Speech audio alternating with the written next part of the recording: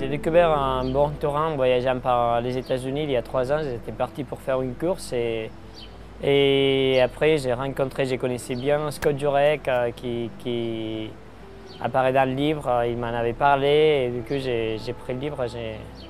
J'ai découvert un peu les Tarahumara, cette incroyable tribu qui court avec des petites sandales dans le New Mexico.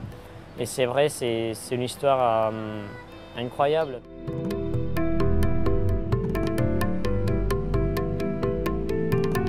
Bon, je pense qu'au début de tout, on est des animaux, hein, on est des mammifères. Mais avant, on courait tous pieds nus à la préhistoire.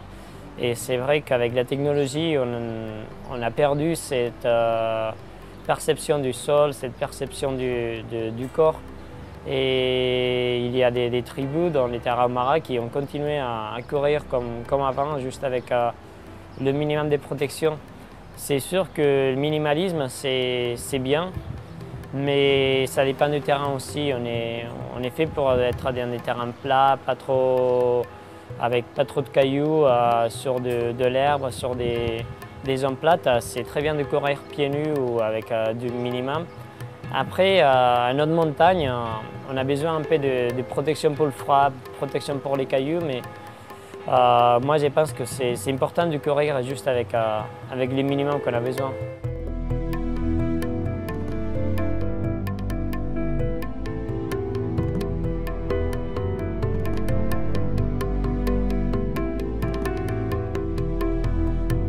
Ouais, quand j'ai lu le livre, ça m'a fait vraiment plaisir parce que j'ai connaissais déjà Scott et c'est vraiment bien de voir que dans l'histoire, il y a des gens qui sont réels et qui sont vraiment comme on les décrit au livre. Et vraiment, les États-Unis, la course d'endurance, l'Ultra Trail, ça fait longtemps qu'il existe.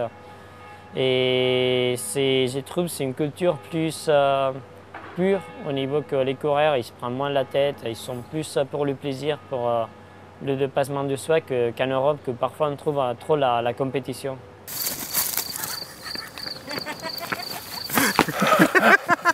Ouais, Caballo Blanco, c'est...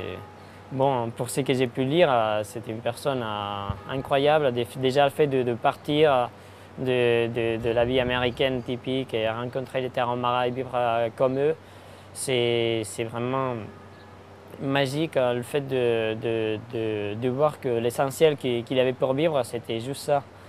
Et j'ai pas eu la chance de le rencontrer. On a appris les mauvaises nouvelles qu'il est mort il n'y a pas longtemps. Mais je pense qu'avec les livres, avec tout ce qu'il a montré, il a laissé un bon exemple à suivre aux gens qui viennent.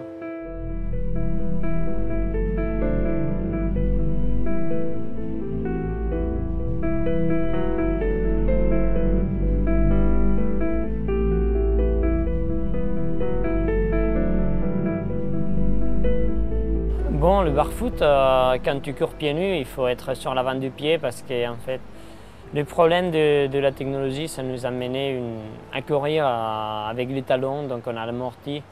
Et le corps, naturellement, il faut courir avec l'avant de pied parce que comme ça, la cheville, elle travaille comme un amortisseur, il absorbe les chocs.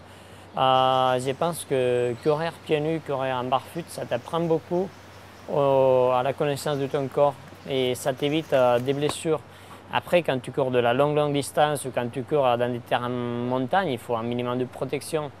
Mais travailler le barfoot dans des parties faciles, ça t'amène à une façon de penser à la course qui te permet de durer plus longtemps sans blesser.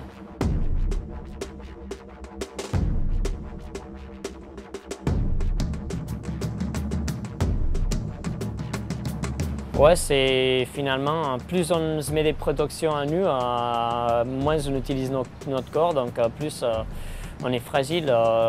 Si pour le froid toujours dans sa vie, c'est sûr qu'on aura plus de crainte au froid. Si pour les chaussures, on met des chaussures hautes, on va fragiliser la cheville. Si on met beaucoup d'amorti, on va fragiliser l'amorti de la cheville. Donc, c'est sûr qu'il faut apprendre à se connaître. Et puis, moins on a du matériel sur nous, plus on est nous-mêmes.